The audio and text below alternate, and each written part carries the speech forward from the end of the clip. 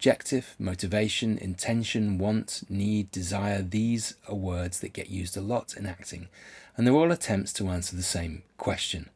What is the character's purpose? We need to know a character's purpose because people don't just speak, think, or act randomly. Everything we say, think, or do is driven by something we want. Now, you'll know this if you watch my video on what makes a character. But in basic terms, a character is a collection of experiences, or more accurately, the thoughts created by those experiences. But what makes your experiences different to mine?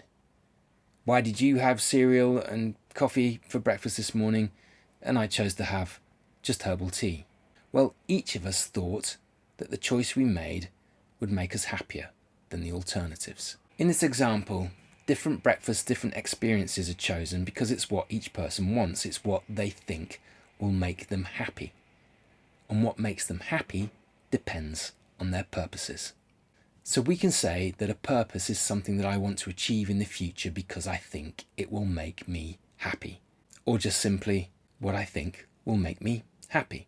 Now, did you know that for a thought to be a purpose, it has to have 6 specific qualities? If you want to find out more about that, look out for my upcoming videos. And in the meantime, please do subscribe to this channel. Thanks.